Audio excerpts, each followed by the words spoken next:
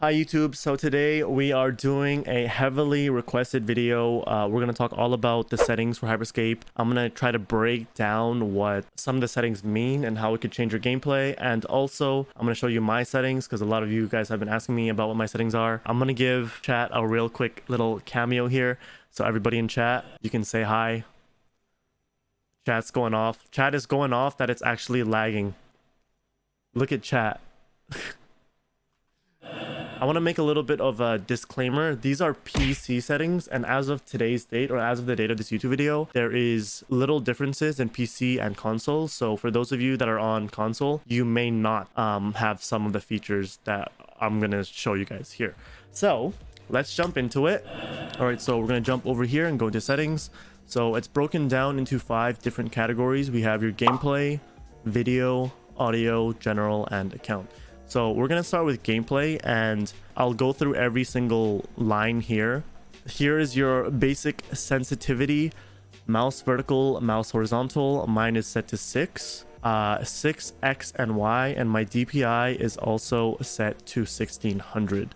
So if you're wondering what my sensitivity is, 6X, 6Y, or actually 6Y, 6X, and 1600 DPI. Now, your mouse ADS low zoom, I think this affects every weapon except the sniper. Regardless, I have both my ADS sensitivities to 35. 35% is my ADS. Look inversion, I have this disabled. I think if you like move your mouse down, like if you have this enabled, if you move your mouse down, your character will like start moving up. So that's what that is. I have mine disabled. Raw mouse inputs receives and interprets raw data from keyboard and mouse, which improves reactivity. I haven't had enough time experimenting with this option, but I actually have mine left to off. Moving on, gameplay. So for aim, I have it set to hold. This pretty much means that when I ADS, it's just going to ADS for as long as my mouse is pressed down on the button. Crouch is on hold as well. So walk, I actually have this off. I'm gonna be honest, I have no idea why walk is even in this game because of how fast paced this game is. So I actually have my walk bind not on anything. Sprint is set on hold. I like to have control of when to sprint. Automatic vault, this is on for me, but I think in the future, like realistically, if I want to become a better player, I'm gonna have to learn to have this off. The reason why is I've had many instances where I'm falling down from a height and I'm chasing somebody and I accidentally vault on a ledge and then I lose track of whoever I'm chasing. As of right now, I have it on. In the future, moving forward, I'm gonna learn to eventually play with this off. So damage stacking mode, I have this on short delay. If you don't know what damage stacking mode is, it affects the numbers that you see when you damage opponents. So when you have it off, this is the default, no delay. For example, if you're shooting with, I think with the minigun, you'll see the individual numbers that are damaging the opponent. So you'll just see a bunch of 5, 5, 5, 5, 5, 5, 5, 5, 5. But with short delay, every damage within a 0.2 second window will stack up. So it'll be like 5, 10, 15, 20. And long delay is just longer, 0.8 seconds. I have mine set to short. Inventory wheel mode. So this is your inventory button. And when you press it, it opens up your inventory. For me, I have it set to hold just because I don't want to have to press it again to remove it from my screen. So I have it set to hold. Auto close inventory wheel after drop. I never use this option, so I don't even know what this is. World map mode, hold. Yeah, I like to hold my world map. Auto switch weapons when empty, I have this enabled. Ping on, ping notification, I also have on. Only show pin challenges. I have this off right now, mainly because I don't want to fill my screen with more content. Squad mate loadout display. I have this always on, and I think you guys should too, so that you know what loadout your teammates are having, and hence, because of so, you can let them know if you have weapons for them to upgrade. A lot of people have been asking me about HUD. So for the HUD display, I have my area X set to 95. The default is 100 for all of these. The reason I have it set to 95 is so when it's at 100, right?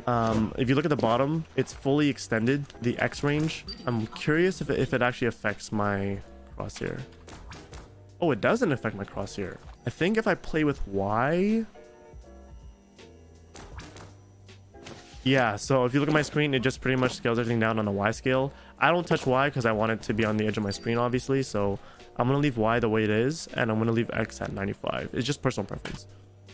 So I'm going to jump into customizing my controls. So now I'm going to show you guys my keybinds for just about everything I do in this game. My sprint is set to left shift, which is perfect for me because I can actually hold this down with my pinky, and it doesn't interfere with any other use. Jump and vault is set to E. I'm a little bit of a psychopath, guys. Normally people jump with space, but I jump with E. Don't ask me why I jump with E. The long story short is I used to play a different game where you would jump with E, and those transferred over for me. So I jump with E. I don't jump with space. I actually have nothing bound on space right now. Crouch is set to Q. So I actually have to use my ring finger to press crouch, which means that I can't strafe left and crouch at the same time. It hasn't really like affected me that much in the game. So again, that's another keybind that came from a previous game. So when I crouch, it's not the same button as my pinky where I use my left sprint, so I'm able to crouch and alternate between sprint like relatively easy and fast. So let's move on. Walk is set to Z. Again, it's just set there. I don't actually use my walk button at all. Interact is on C. The reason it's on C for me is my brain is already accustomed from previous games to know how to press the C button quickly. I know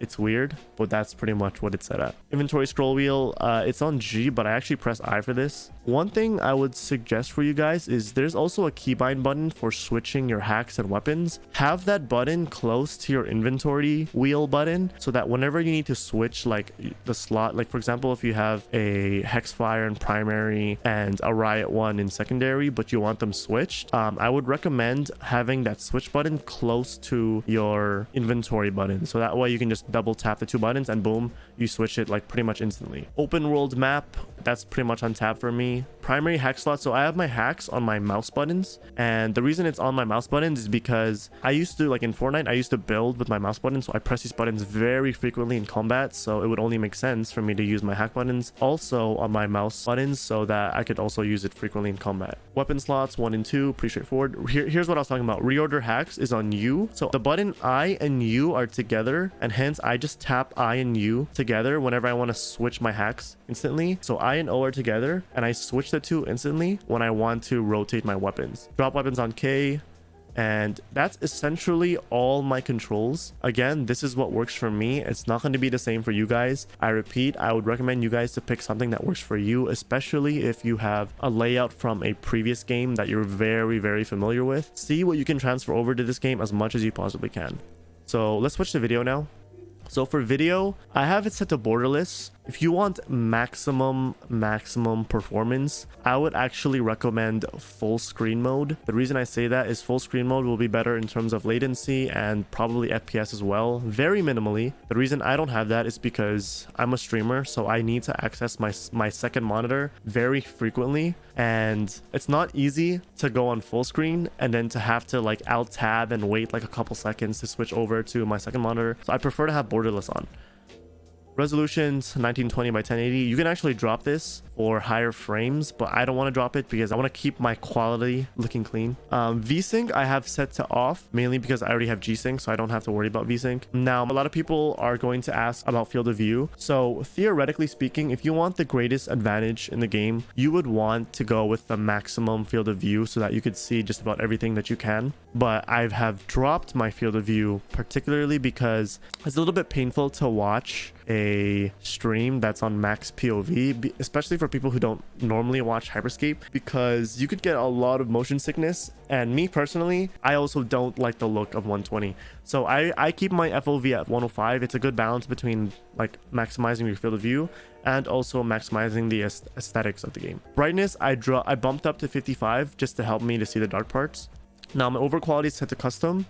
Now in short, for everything here, all you need to know is I have everything on low except for my sharpness, which I keep at 100%. The game does look very bad when the sharpness is not 100%, so I have it set to 100%, and my resolution scaling is set to 50%.